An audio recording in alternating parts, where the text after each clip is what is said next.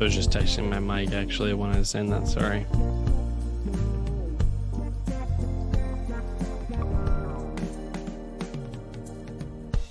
Joe, good morning. How are you? Pretty good. How are you? Oh, you know me, I'm blessed. Welcome back to Jacob V Weekly. I am a fucking wreck. I'm a nightmare.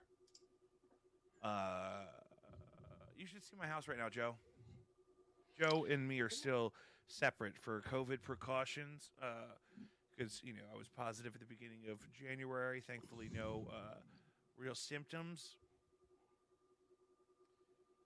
My house is like a fucking millennial wannabe hipster Sanford and Sons right now. I got like Macs and like cardboard boxes and like vinyl and Funko Pops and fucking. Hey, Jake, you're kind of quiet. I'm sorry. I mean, like that's the last thing I want. We could have talked about this a minute ago. It's not really. I know. Well, it came out of nowhere. It wasn't. But it's not really an option anymore to continue. It wasn't. To talk about it. It wasn't quiet until you started. It wasn't quiet until I started what? It wasn't quiet until you kind of started, for me at least. Really? It is. Yeah. It looks like it is coming in quieter. Why would that have been all of a sudden?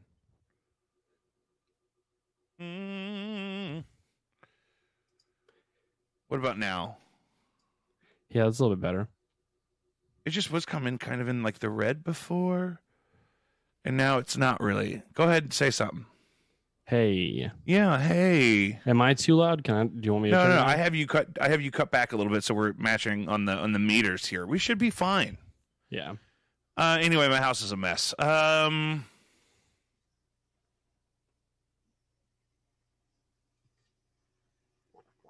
Yep, you fucked my vibe all up, so now we just gotta sit here like this. I'm sorry. I mean, you may have ruined the whole evening. Maybe the whole thing could be ruined. We can make a new link. Yeah, we can just act like this never happened. No, we're good. We're good. We're good. On my turntable this week, Joe, you'll like this. I finally got this in the mail. It was like a anniversary gift from my lovely wife. Margot Price, Perfectly Imperfect, live at the Ryman. Really good sound quality, really cool split color vinyl. Not a Third Man release, which I was surprised about. Out with a different label, but similar in fashion. I think it is red and white, clear, translucent vinyl. What's funny? I don't know. I just love to think about the reasons why she would leave Third Man. We want to make you look like you're dead on the cover, and we're going to make your face really pale. Yeah, I just don't want that. Maybe she had a problem with all like the taxidermy. Like this, yeah, right. Because she's a vegan, and maybe the dead zebra fucked her up. You have to describe that. What that is. They know that over there they got elephants and shit. They were on American Pickers. These people, my audience loves American Pickers. Let me tell you that for nothing. Third Man Records is Jack White's record label. They know he's that. Very charismatic. Go ahead. Sorry. Charismatic, enigmatic, aggravating. Yeah. Everyone knows about the taxidermy. If you ask so it's February, Joe. So we have another Jacob V's favorite songs playlist on Spotify. If you're a Spotify listener, when you're done listening to the podcast, you can jump on over to Spotify and look for Jacob V's favorite songs. We have February 2021. I carried over YouTube and Barbecue Chips by Jacob Sartorius, which I could argue is the real reason Anthony Bourdain killed himself. I think it's the real reason. The real reason Anthony Bourdain killed himself is the song YouTube and Barbecue Chips by Jacob Sartorius. Wow. Have you heard this song? Lawsuit. No, I have not. Oh, God, it's so good. It's on my playlist. We can't play it on here because we'll get pulled. But it goes like YouTube and Barbecue Chips. It's just like that. That's like the chorus over and over again. And I could argue that's the real reason Anthony Bourdain hung himself. I know everyone thinks it's because he paid off that dude that his girlfriend had porked when he was a minor or whatever, and it's all linked to the Epstein cabal. No, dude. Tony Bourdain saw the death of culture on the horizon, and more obvious by the day, he decided to join the mothership and go down with the last era of decent entertainment in a shell of what used to be a nation. He saw, he heard that maybe someday there'd be a song called YouTube and Barbecue Chips, and he checked the fuck out. Jake, I'm going to turn on the stream of the podcast for my parents, and that way they can tell us if it's coming through good. It's really doesn't. You know what people don't want to hear about is us talking about how it sounds. Sorry. Okay, they don't want to. They don't want to know about. They don't. The number one feedback I get is that they don't want to hear about. I'm sorry. Us working on how it sounds. That's you know what I mean. Like that's our job to do. Other than right now when we're on the air already. Okay. So go, please. No. And then why don't you shoot me a fucking text message and eat a bag of dicks? I need you reacting to the material that I've prepared for the week. Okay. I'm sorry. Are they in the room? No, they don't know it. You can mute your fucking self and check the fucking stream. I'm sorry. We're good. It sounds I know great. we're good. I know I'm looking. I got all this. I got fucking 3 monitors going to make sure that everything's fucking working in here. Okay. God damn. Every fucking week. Every week. Jacob V. Weekly. For example, the death of culture. That I'm not going to let you ruin the opening bit. I'm not going to let you ruin the opening monologue. Okay. I'm not going to let you take this from me. I'm sorry. The Filet-O-Fish looks like a dare. Have you seen the double Filet-O-Fish? The double Filet-O-Fish? Yes, motherfucker. The double. God. If I remember correctly, some locations have had this for a very, very long time. Like going back to when I was on a field trip to Independence, Missouri in middle school with choir, I remember there being a poster for the double Filet-O-Fish, which is just a normal Filet-O-Fish sandwich with an extra fish patty and an extra slice of cheese stacked on each other. Oh, yeah. And it looks like a game. It looks like a it looks like something you would go to Las Vegas to do. Yeah. That's weird. And it's been like an off-menu secret option because I think you can add the extra patty for $1.50 to any Filet-O-Fish anytime or whatever. But I just saw one being advertised right up close. Remember when I was on the phone with you the other day and I laughed at myself because I was sitting at the wrong screen to order something at a drive-thru because I'm sure that was it. And I was looking at the spicy chicken McNuggets and it wasn't even the speaker box. I just wanted to sit there and look at the nuggets. It's like that, but it looks like it's trying to murder you. Like when you look at the double Filet-O-Fish in the face, it looks like it's looking back into your spirit. Like it's a challenge. Yeah, I kind of wish it wasn't 2 Filet-O-Fishes. I wish it was just one Filet-O-Fish with double. Sir, it would be fillets of fish. It's like how they say sergeant's major, like it's instead of sergeant majors. It could be called the Sergeant Major's Filet-O-Fish, and it would be a cube of Filet-O-Fish. Oh my god! They just merge it together. Instead of 2 patties, instead of 2 patties, if it was as thick as 2 patties, but it didn't have that middle layer of breading. 1 slice of cheese. Can I have the fucking ham special light cube of Filet-O-Fish? Can I have the? Oh my god! What kind of fish could you get a cube out of like that? That'd be a fat fucking fish. Well, they're not exactly breading like, this isn't. Don't you say it. Don't you slander the Filet-O-Fish, motherfucker. It's. No, go ahead. What? Is it not fish, Joe? What is it, a fish patty? No, it is fish, but it's not like they're. It's not a premium whole fillet of breast meat from a fish. It's definitely processed fish, which means they've chopped it up and then created the shape. You don't need a special cube fish. You don't need, that Filet-O-Fish isn't the name of fish. There's no like ocean full of fillet fishes. That cat is giving you every week. He is a monster, but we're going to make it work, you cocksucker. He hates it when I yell at him.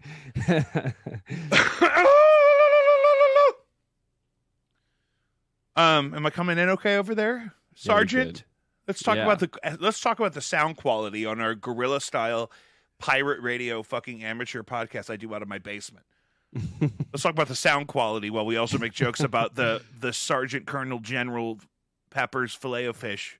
I think I hate all of my friends, not just you. It's not just you. I think I hate all of my friends. Like I love all my friends, but we all have things like we hate about each other. Like for example, you are one of my best dear friends. You're a lot of fun to talk to all the time to do this production and whatnot. You just don't know how to do a lot of things that I would like for you to know how to do.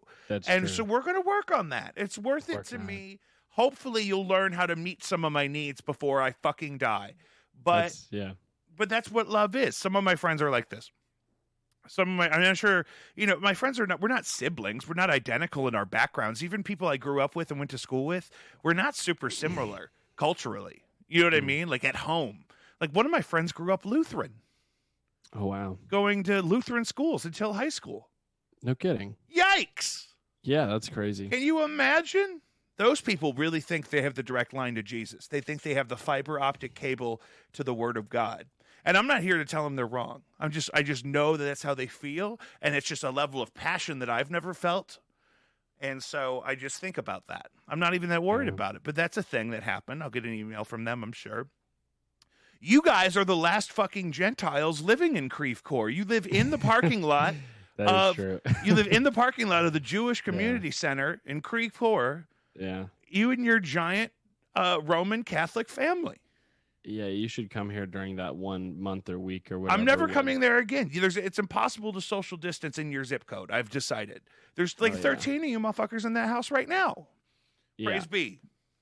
What is that day, the Jewish holiday that they all have to walk everywhere and wear their hats? Is it Passover or Yom Kippur? Or is it one of the other ones? Jews walk everywhere. No. Are you Googling that? Yeah. My CIA Joe, agent. You can't come on my podcast, bitch about the sound quality, slander the Filet-O-Fish, Shabbat, and then say that Jews walk everywhere. It's Shabbat. It's not your show. I'm the one that'll get canceled. It's my name on the show. Yeah, right. Like, what happened to Jake? And it'll be like, well, on his podcast, they were saying that Jews walk everywhere. They're not even going to remember that it was you. They're going to think I said that I didn't like the Filet-O-Fish and that Jews walk everywhere. What is it? What did you find? It's Shabbat? It's Shabbat. Yeah. My mom. Is she mad? Mom, stop. She's great. No, bring her in. Is she mad? No, she's not going to. She's fine. She just is looking at me because I hijacked their display upstairs for the podcast. Oh, but it's okay, right? I mean, it sounds okay. Yeah. Did she give you any feedback? She said she loves it. She wanted to be on the show, and I said no. Oh, she's welcome anytime. I know. They don't have to keep listening if they're worried about it. No, they love it. I did call you a motherfucker several times. I didn't know I was on in your foyer, ma'am. No, they loved it. I have a horrible mouth here. Oh, I don't believe that for a minute. Some of my friends, Joe, have had like complete life-halting breakdowns or breakups. Some people lose their goddamn mind. I was just talking about a guy today that I knew who then went to prison, and we don't know him anymore. Wow. Yeah. That's weird. Yeah. Yeah. People die. Where do you go? That happens. Some people need to. Some people refuse to for decades. What did he go to jail for? Prison. That's a different show. Yeah. I don't want to point to which person I know that's gone to prison because people that listen to the show will be like, oh, yeah, I remember that guy. That's a bummer. But if you've ever had somebody in your family that then goes to prison, that's really hard. That's hard stuff, especially if they get out. Ugh, because then it's like a whole thing all over again. Imagine like if someone fucking died, but then no matter how much you love them, imagine they came back. Yeah. Whoa! Yeah. Yikes! You know what I'm saying? Yeah, kind of. Woo! So, Joe, these are some notes from a phone call you and I had this past week talking about the show, talking about life in general. Yeah, I called Jake sometimes to ask about how. What did I tell you about talking to my audience? Sorry.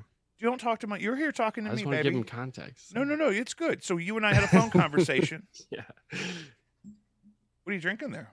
Here, let's all have a sip on Lion's Choice. My girlfriend got me this. Today? Which? The sandwich of the future. Oh, hey, is that place good? Well, they're not a sponsor. Oh. But I do like the cups. And they used to do the thing, now you can do it in their app, which is really easy, but they used to do the thing where you would write on the bag how you wanted them to do your sandwich. Like you pick a sandwich category and they'd have bags and you'd fill it out. But you can do that in the app too. It's really fun. It's yellow. I love yellow. These are good cups. I used to fill these with Franzia and ice, crushed ice and fucking Franzia and a McDonald's wide mouth straw. Their straws are bigger. Wide mouth, yeah. That's part of what helps the mouth feel. Right. So one thing we were talking about, Joe, is we were trying, me and Joe give each other feedback on things that happen in our lives that are hard or challenging, and we try to talk through how to work on those things. We give each other some pointers, and we try to learn. And one thing that we were talking about is why it's so important to be inquisitive, right? Why it's important, instead of just jumping to answers all the time, maybe instead of jumping to answers all the time,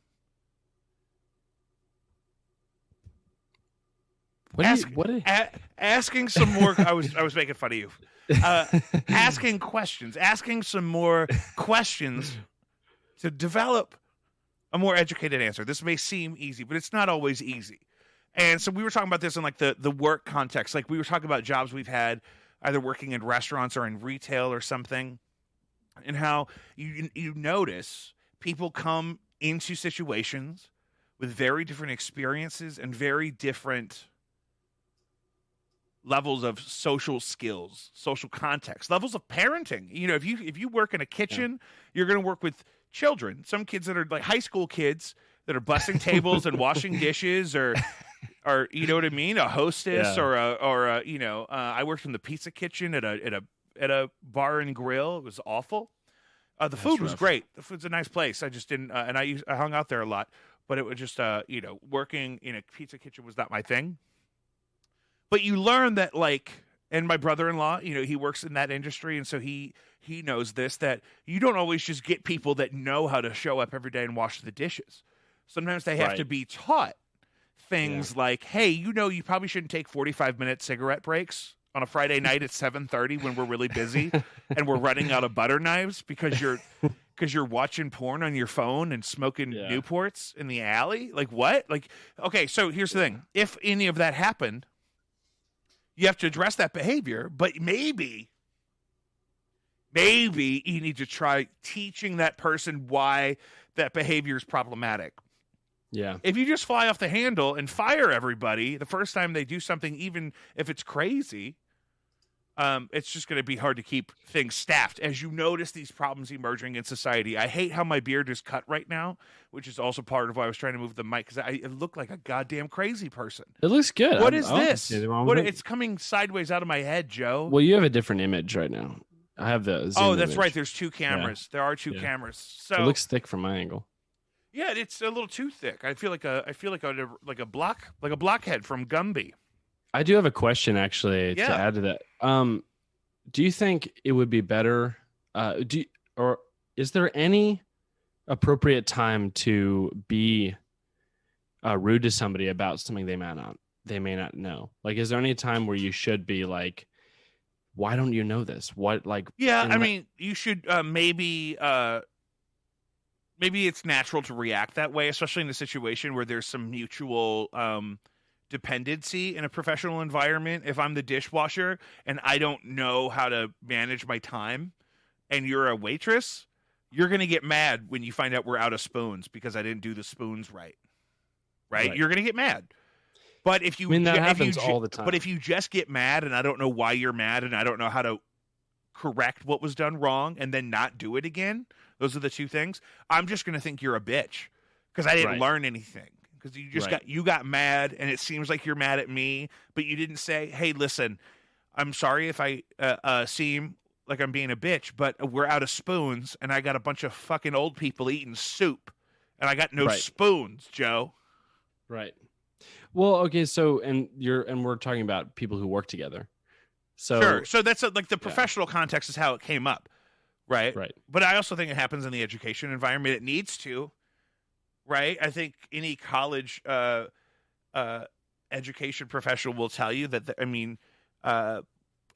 Most people don't. Most like 18-year-old kids don't come in ready for college, in some sort of a professional or social emotional level, or whatever. And those of them that are patient through that process and are supportive stick around for a long time, and ones that don't have that opportunity, maybe an adjunct person who is really stressed out and overwhelmed and underpaid, maybe they don't have that same patience. But I think as a society, we don't have enough of that kind of, where you realize that, okay, a part of like being in a community with other people is giving them an opportunity to correct their behavior before I try to just delete them from my circle of operation.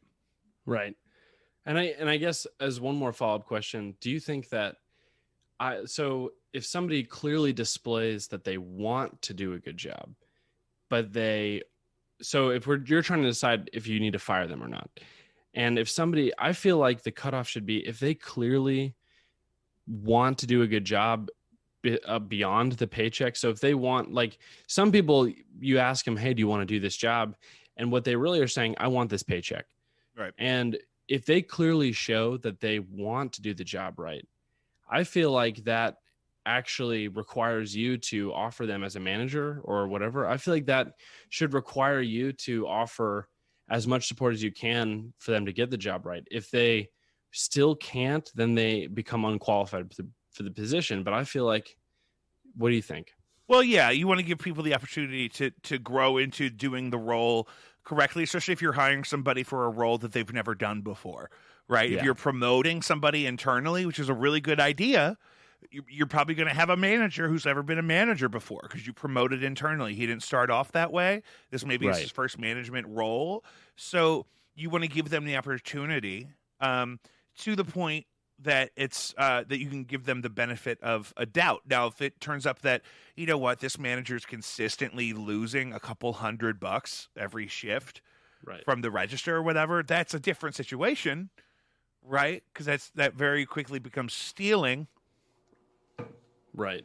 I didn't even think about that. But in the situation that say they leave the open sign on all night, but everything else is that happens. I feel like every time you drive past a check cashing place, you think they're open, even though it looks locked and all the other lights are off. Oh yeah, right. That is so funny. So I mean, I think that's part of it, and I think that's just an example of how we need to do that more as a society. And we were talking about how to react to things. One thing that you do that you were working on is not jumping to conclusions and trying to solve everything with an immediate problem or an immediate solution to check it off your list. Right? Yeah. Some things have to kind of stay a problem until everyone involved comes to a point where they're ready for the solution. Right? Yeah. Now, we were talking about, a lot of older guys. We notice people like our dad's age and older, right? Our dads are in their 50s or whatever.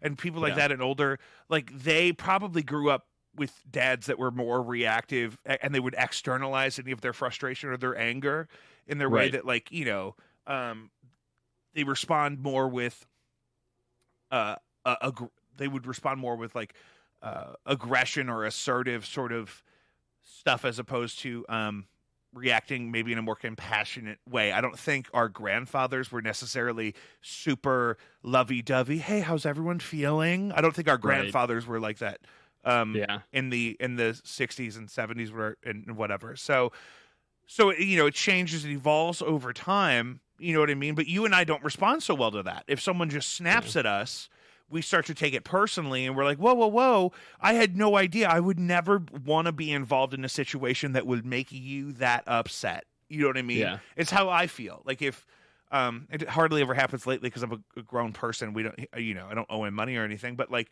growing up when my dad would be frustrated and he would snap about, oh, well, this is ridiculous, or fuck this or fuck that, I would always be like, oh, that hurts me because I feel like you're mad directly at me. But that's not true. That's not true. It had nothing to do with me. He was feeling frustration typically with a thing like a box of pizza. We ate a lot of pizza, me and the Cave Trolls, me and Clay and Kangaroo Jack and the Cave Trolls, but he would just externalize it, whereas I internalize a lot of that stuff. So if I get angry, I then feel bad because I'm holding on to it. Yeah. Whereas he would just blurt it out, and that's how he would release it, right? And so your thing is, if someone snaps at you, it's not productive to say, hey, you shouldn't be able to do that. Right. Because it's unrealistic and it's going to create a lot of limitations, right? Unfortunately, that's still going to happen. People are going to snap off the handle every now and then. Right. And so we have to, for ourselves, think about what motivated them to do that. What pressure is building up that they got that mad about XYZ. Maybe it's something simple like laundry or parking, or maybe it's something bigger. Maybe they're having a really, really, really rough day at work and they're scared about a situation professionally, and then this other thing that isn't related just pushed them over the edge. Not because they're mad at me, just because they're at a point where they maybe need some support in return. We talked about support a couple weeks ago. Yeah. You know what I mean? And how that's a situation where it's like a bank account. You put money in and you take money out, and you have to do both constantly. I mean, I guess you could just put money in, but no one's doing that. Right. Well, and that's why you're exactly right. Relationships are like that. Sometimes, most of the time, parents do a lot of things that they don't want to do to make sure that their kids can go to school and shit or whatever. You know what I mean? Right. And then other times you have to remember that, okay, being in that position is stressful for that person. So I'm going to be supportive by nurturing some of that stress and trying not to make it worse.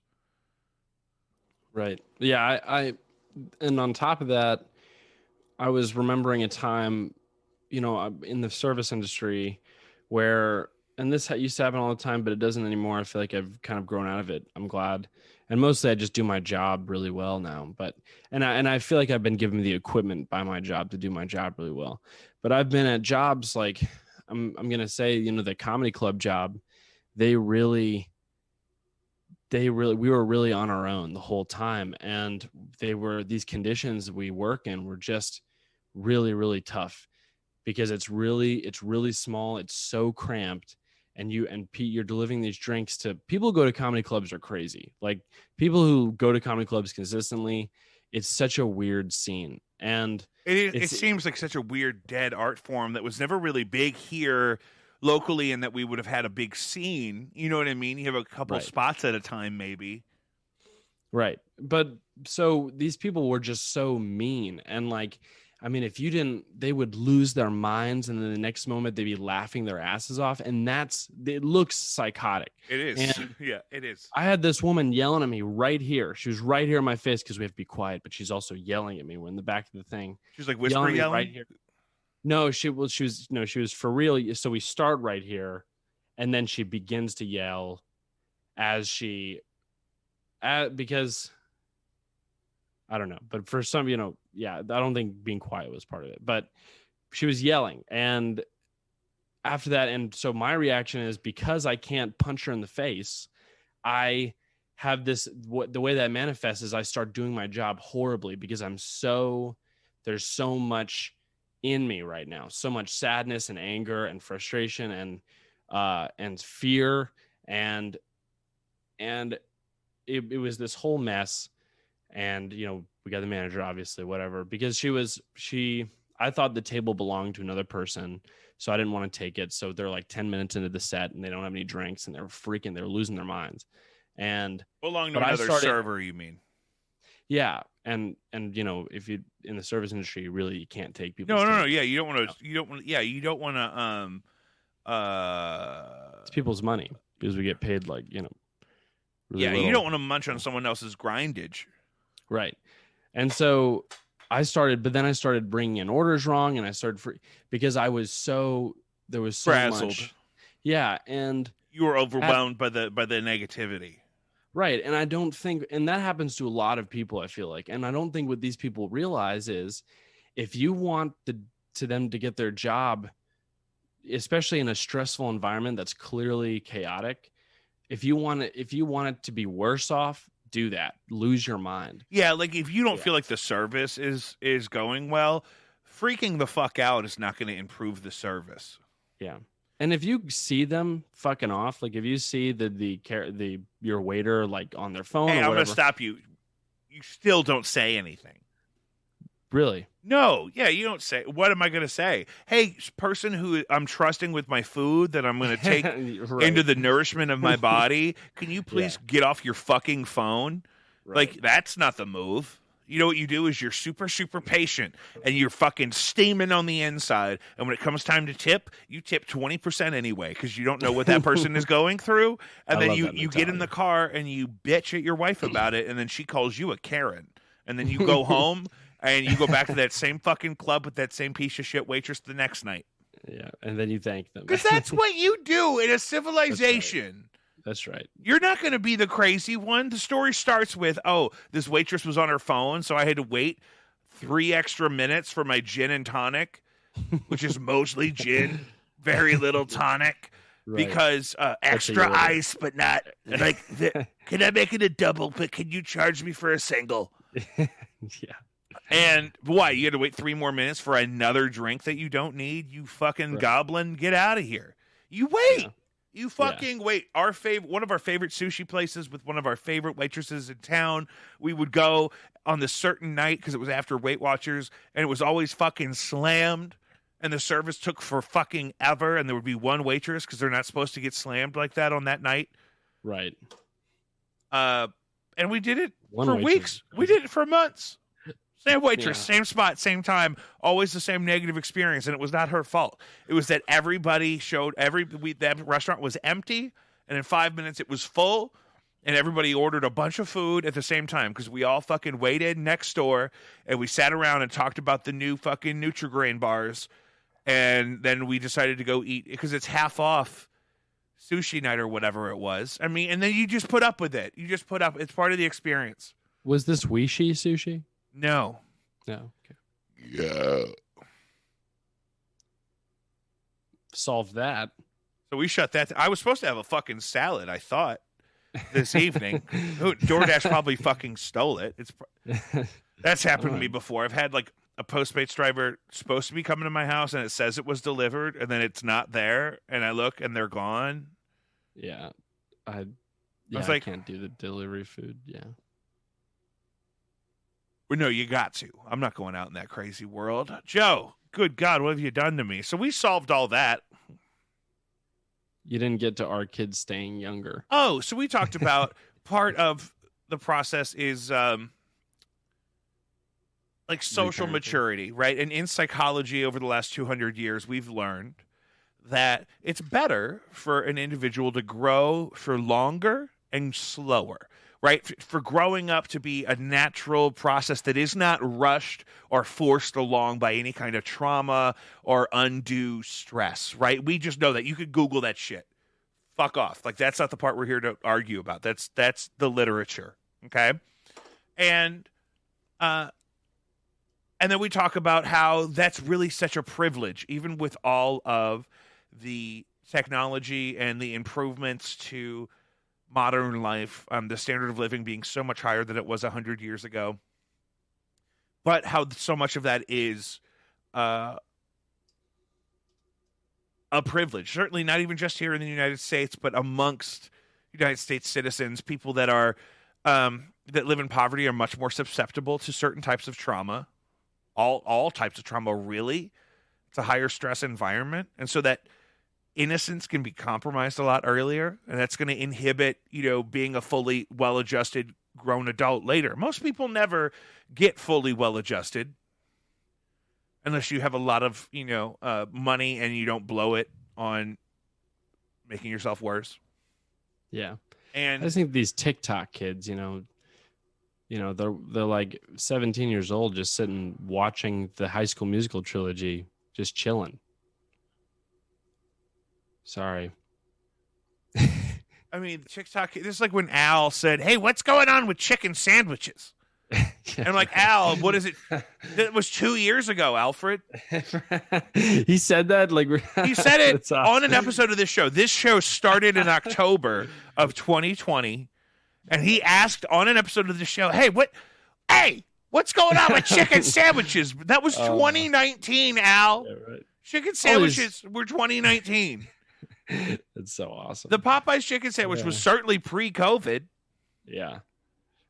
Yeah. Oh, these kids are on Pokemon Go now. Have you heard about this? What's up with chicken sandwiches? All the kids are on TikTok watching the High School Musical, and Zac Efron's got his nipples out. Yeah. It's true. Jesus, Joe. We're moving on. Hey, so Google this for me so that it's not bullshit. I saw that we talked about that this passed in November, but now it's gone into effect that possession of, quote, all drugs has been decriminalized in Oregon. Yeah, we have to check it because it's a Vice headline. It was a Vice headline, so we have to check it with real news, not proudboys.gov. Yeah, right. Is that funny? I have to backspace on Proud Boys.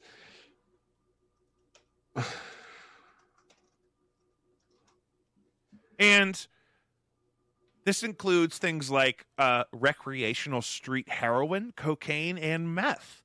You will not be charged with a crime for being stopped with those things. And I believe it is up to certain amounts, because I do believe the trafficking and the distribution is still criminal. But check me on that. Police in Oregon can no longer arrest someone for possession of small amounts of heroin, LSD, oxycodone, and other drugs as a ballot measure that decriminalized them took effect Monday. My question is, what if they're taking them? So instead of facing arrest, those found by law enforcement will with personal use. Well, no, if you're drugs. if you're full of smack and you're driving a car, I'm sure that's a crime. Yeah. Okay. But if you have heroin on you, I'm going to assume that they know that there's going to be some of it in your bloodstream. Well, it says you would face civil citation, like a traffic ticket, and not a criminal citation. That makes way more sense. Yeah, give a motherfucker a ticket. I don't know if they're going to take it. Are they going to give you a ticket for the heroin and then let you keep the heroin? Hey, put that away. Here's your ticket. Yeah, right.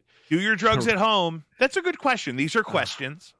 That I hope they post those on YouTube. The like you pull over a mom with like 5 kids in the car and she has heroin. And he's just like, I mean, I want to see those body cam videos. Oh, you have some heroin? Yeah, Joe, well, that's illegal. Animal. That's what I want to see. I want to see body cam of an innocent young police officer who's scared for his life, walking up to an SUV full of children and a mom in possession of heroin. And that's what I want to watch, Joe. I want to watch that. Let's watch this conversation between an obviously struggling single mother with too many children to fit in even a large SUV. And then she's pulling over somebody. She's getting pulled over because she's full of heroin, so she can't drive because she's probably trying to shoot heroin and have a 6th baby. He's probably like, do any of you kids have heroin? Okay, good. I'll take your word for it. All right, miss, I'm gonna need to. So that's what I want to watch, the fucking live 911 Honey Boo Boo's mom episode. Yeah. Well, okay. Under the new system, addiction recovery centers will be tasked with the triaging. See, triaging. That means like intake and like diet. Oh, so now triage. The word I couldn't pronounce. Yeah, I know what that is. I'm not much of a reader, but okay. I could tell. The acute triaging the acute needs of people who use drugs and assessing it and addressing any ongoing needs through intensive case management and linkage to care and services. See, I got through that sentence. Check it out. I'm a full reader, folks. Jesus Christ. Oh, God, I saw this today. I got the link here. I don't know why, but on TMZ, I saw that Lamar Odom is going to box Aaron Carter. Yeah, that's big news. Honey. I mean, what are we doing? I know. What are we doing? These are 2 very sick people. Why are we should be Britney Spearsing them. We should be showering them with love and not letting them go near windows or phones. Yeah. Lamar Odom, I thought he was in a coma. Last time I heard about Lamar Odom, he was still married to the fat Kardashian, and he was in a coma because he overdosed on PCP out of it like a stripper's face or some shit. Oh, my gosh. No, look up Lamar Odom. He apparently was in the NBA. I only know him as a Kardashian baby daddy who was in a coma for overdosing on drugs. And now we're going to let this obviously ill former athlete fight a guy who threatened to kill his brother and his brother's wife. And so, like, judges wanted to take all of his guns away. So we're going to let these 2 guys, instead of going to, like, maybe celebrity rehab is a better place than celebrity deathmatch for the obviously ill, drug-addled Aaron Carter and Lamar Odom. Are you looking at it? I looked up Lamar Odom PCP stripper. That was the most interesting part of that rant. Hooked on PCP is the headline. What should I be Googling? Lamar Odom PC. Okay, Kardashian. What about it? So you just don't know who. You can read his Wikipedia when we're not on the air. Well, what did you want me to find? I just didn't know. Let's open the story. I'll open the story that I linked. Let's read it. It's a TMZ post. Lamar Odom has agreed to fight Aaron Carter. Right, so I'm opening that. Lamar Odom fighting Aaron Carter in celeb boxing match. Gonna be war. Lamar Odom has agreed to fight Aaron Carter in a celebrity boxing match in June. 41-year-old Odom will take on 33-year-old Carter at the Showboat Casino in Atlantic City. It's not even in a good place. June 12th in a 3-round exhibition. He's 6'10", and Carter is 6'1". Yeah, there's a 9-inch differential. That's hard. Oh, boy. Lamar Odom played 14 seasons in the NBA. Aaron Carter was the fat kid on the Disney Channel for a minute. He's going to sit there. They're going to be, I mean, Odom's going to be sitting there with like a tall boy of Stag, in his corner, Yeah, here we go. He hopes to put a beating on Aaron Carter, who's also struggled with addiction. Why are we letting these people fight for money? That's what we want. We should be we should be paying them however much money they're getting for this fight to go on Dr. Phil and cry, because that's going to be better for their health. We're going to let bum fights. This is a bum fight. This is a celebrity bum fight. Celebrity Joe. Bum fight. That's the name of the episode. That's got to be the name of the episode. So that's happening. Evan Rachel Wood identifies Brian Warner, a.k.a. Marilyn Manson, as her abuser. She wrote on Instagram, "The name of my abuser is Brian Warner, also known to the world as Marilyn Manson. He started grooming me when I was a teenager and horrifically abused me for years.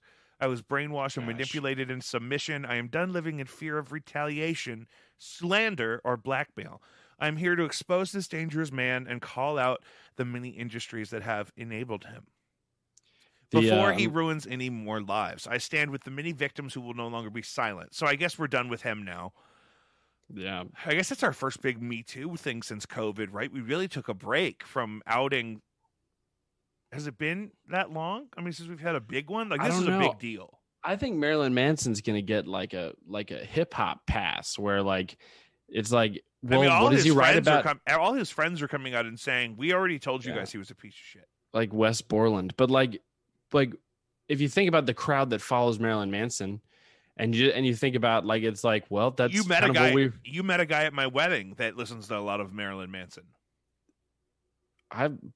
You don't listen to Marilyn Manson? No, I mean, I had the greatest hits when I was in middle school and stuff, and right. But I'm thinking there's a guy, I'm not going to name who, but he always wants to put on like Slipknot and Marilyn Manson at somebody else's totally nice party. I'll be real. Marilyn Manson has some pretty cool sounds on his record. There's some great. It was an era of like in this industrial new metal thing. It was ahead of its time. Yeah, but I don't know. It's kind of like I think he's gonna get a pass on it because it's similar to pointing out somebody who screams from the rooftops that they're an abuser, and then it's like, I think he's an abuser. He gets his clout from being a horrible person. That's what's so weird, though, because he's been on this journey where in the 90s, everyone thought Columbine was his fault and he was the devil. And, then it was like, no, he's an artist and he's actually kind of a smart dude. And he's just obviously being shocking and being edgy as part of his thing. That's part of what he does. But this is different. This is not that. This is very much, obviously, he had a predatory and abusive kind of streak. Yeah. And it's unfortunate. It's unfortunate when that happens. You hate to see that. And that's not a joke. I mean, it feels like the Chuck E. Cheese animatronic guy grooming you and then abusing you. Well, that's the thing too, because it's also kind of just gross to think about him as a real person. Because you're like, what? You're talking about when he's not wearing makeup and shit? Ugh. I imagine him grooming her it's just like the Bill Cosby thing. You can't. I don't feel like it really. is. You can't really picture Bill Cosby drugging and raping all those women with his sweater and his. Yeah. You can't. It's not real because it's not a real person. So it's also easier because it's not like.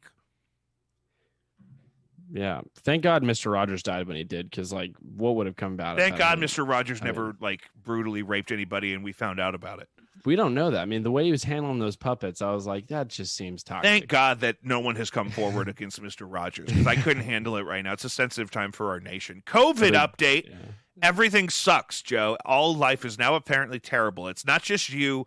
Everyone is totally not digging it. No one is supporting teachers right now. Unions get a really negative reputation, and now they're kind of like lumped in with us. Like teachers are like, it's like that we're the problem, I guess. And people seem to be assuming that kids are going to get the education they used to get in the building, and it's just not possible right now. We talked about that last week. Schools are a mess. Ask anyone that works in one. I don't know how they are all staying afloat. It does not make any sense. I really think people have no idea. Like, they had no idea how hard it was to keep their kids engaged in their own learning this whole time, and now it's in their face, and we have this new enemy to blame in the virus and the shutdowns. But radically, it's a different environment. Schools are just not the same place they were on March 12th before we went into our first lockdown. It's totally, we can't go back. It was the last, March 13th, I wrote down, was the last formal day in the building where everything was kind of normal. And we ended the school year with 1,000 times the referrals we have currently. It's just totally a different world, right? You know what I mean? It's, we used to have normal schools with normal problems, and now it's really all about doing everything safely and distance and keeping everything kind of staffed in spite of quarantines. And we did some research about this already. We pulled some clips and some stuff. For example, why are teachers being given ultimatums during a pandemic? We've been in the weeds all over social media about this. Right here in St. Louis, they are making teachers that have conditions like MS and diabetes and COPD. They're making all these teachers come back in the building unvaccinated, and only the ones that are having their like accommodations for telework upheld are the ones that got their own lawyers. Like, it's crazy, the stuff you're seeing all over the place. And the COVID CARES Act expired in December, so we could have to start taking our own sick days to quarantine if we get exposed. Yeah. I've changed my tune on vaccines a lot. Of course, I'm suspicious and worried about a brand new type of vaccine that's come together and being used here in North America for the first time ever. Like, it's crazy. Like, it's scary. But my mom, we talked about, is a frontline nurse and prayer warrior, and she got both doses. It makes sense. A hero. She's a hero. She got both doses because she's really out there every day. I think teachers need to be next in line. I can get a dose. I can get a flu shot at work every year. I don't know why I haven't gotten this vaccine yet. I would absolutely get vaccinated if it meant I could play music with other people again and safely move about campus at work. But I can't just get vaccinated. It's obscene. Apparently, the tax base that paid billions of dollars for doses, we can't have one. I can't have a vaccine, but I can go in and work with people's kids all day. Yeah. You put a link in here to a story. St. Louis city leaders not happy with possibility of St. Louis County taking over city's vaccine distribution. The whites. Well, no, that makes sense because the county is Sam Page and his whole crew, and everyone likes to hate on them. And his whole entourage. But it's the thing, because the rest of the state, it's like COVID isn't happening. You can go to one county over to St. Charles, and the QT fountain sodas are available and everything. Yeah, I had a table the other day, and he says to me, like, while I'm taking orders, he's like, we come from Baldwin, and it's like. And he wanted me to respond, and I was like, he wanted to fight with you. Want me to stay? No, well, I don't know. No, he didn't want to fight with me, but he wanted to make it. It's a very big deal to him that he doesn't wear a mask where he comes from, and he came. It's like we are, wearing masks, but he kind of he trailed off in a way that I'm like, what was I supposed to laugh or? He wants you to challenge him on it. Yeah, anything. He was just putting it out there, and it was so random because I was taking orders. I got a clip here. I got a clip from just a very similarly cool dude. You should all be fired from your day jobs because if your employers knew that you were more inefficient than the DMV, I guess that was kind of my job to put something like that together. I literally just finished a conference call because I'm having to multitask to be here to address you guys. You're a bunch of cowards hiding behind our children as an excuse for keeping schools closed. You think you're some sort of martyrs because of the decisions you're making when the statistics do not lie that the vast majority of the population is not at risk from this virus. The garbage workers who pick up my freaking trash risk their lives every day more than anyone in this school system. Figure it out or get off the podium because you know what? There are people like me and a line of other people out there who will gladly take your seat and figure it out. So that's a dad. You couldn't hear that, Joe, because you're on Zoom. But I played the clip of the dad screaming, figure it out, and open the frickin' schools. So those are the parents we're dealing with. A Minneapolis, is that Minneapolis? Minneapolis board member tells teachers to quit your day job if you don't want to return to in-class learning. So no, we're not going to give you a vaccine, but fuck you. Go ahead and quit if you don't want to come back into work. Who cares if you have a chronic disease or your spouse has literal cancer? And then, the reaction from obviously the unions has been, quote, stop it. Stop saying your priority is to reopen schools. Start saying it's to make sure students and employees are safe, period. And that's the problem, is that's not really what's happening. People want the schools to be completely open, full service, and they just expect it to automatically be as safe as possible. But they're not doubling capacity. They're not doubling. Hey, Laurel, I got a what's up. That's, you know what? That's the first time I've seen YouTube pop up in the multi-stream. I wonder if I fixed my multi-stream problem. It wasn't Minneapolis. It was Nashville. Great. MNPS. Metro Nashville Public Schools? Metropolitan. Yeah, that makes sense. Yeah. Joe, very excited about an upcoming journey we're going to be on. Originally tonight, we had planned on talking about this crazy ride with Stonks. Obviously, Stonks! If you're listening in real time, you've been covered. You've been hearing coverage of the GME AMC stock run that's really blown up in the last week. It wasn't necessarily all the way where it got to be last week, and we have two very excited guests that we're going to talk to on Sunday, a couple days from now, as sort of a follow-up to that craze. So I don't want you to think we're leaving it out. We are leaving it out on purpose. I'm not even going to really summarize the whole stock market thing that's been happening this first week of February in 2020. Here's what shorting a stock is. Yeah, we're not going to go into that today. That's all going to happen on our coming episode on Sunday. We're going to have our old friend Alfred Ludwig and Ludwig. He's going to get on there and be like, here's what's the problem with the housing market. And we're going to be like, no, are you following the news? and then we're going to have our friend Chris Ward come in and tell us his Robin Hood story. He was sort of in the arc of it in a way that's interesting, and the Chris Ward story is going to be written and directed by Michael Mann, apparently, is what Joe wrote here. I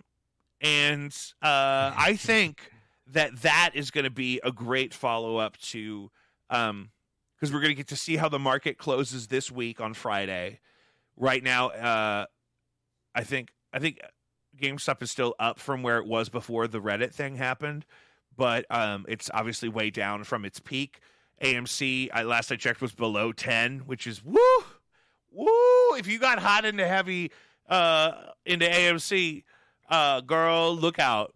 But we're going to talk all about that this weekend after we have the second full week totally kind of nuked and out of the way of that whole arc. There's going to be a lot of tears. There's going to be a lot of what ifs. But overall, it's been a fascinating conversation. It's really the first time I've ever learned about a lot of this stuff. So Sunday is going to be a really special extra episode of the show. I don't have the answer for the COVID thing. I just want you to know how fucked up it is out there. This is what people are dealing with. People are going to Red Robin and they're drinking Diet Pepsis and they're sharing straws and they're not tipping on onion rings. And then people are sending their kids to school. And I'm an asshole because I want to get vaccinated. So I'm going to pray for it. I actually do have a solution. I know it's dumb, but I keep thinking about it. I'm like, your solutions are always weird. Your solutions are always some weird, super nice, but like tyrannical, like imposition of some kind of mandate. Your thing is always, what if it was illegal to be a pain in the ass? What if we outlawed being nasty to other people? What if everyone had to get along? You're not far off. No, I'm not. I've been listening to it all week. That's what, and I love it because that's such a great way to look at. What if you had to be good? What if you had to be? What if you had to be good? What were you gonna say? And this is what I feel like Baldwin is doing. It's like they're just not reporting the numbers. They're just like, what if? Well, they said that. They said tests, like the rapid test that I got. They said the rapid tests weren't being reported.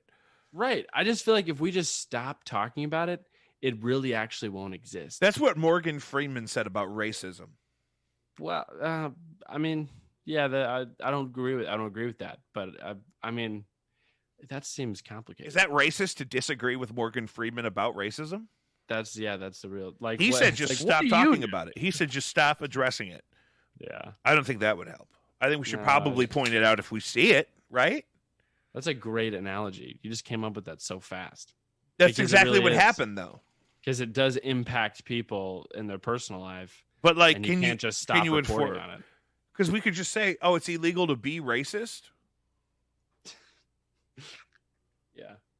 But, like, how are the Baldwin hospitals doing? Like, how are they not flooded? If there are no hospitals in Baldwin. It's all dog parks and Kmart's.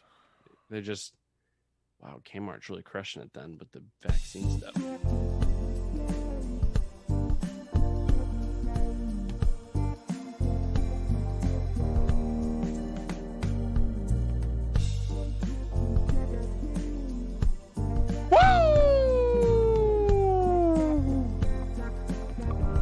Guys, that's another episode of Jacob V Weekly. High five.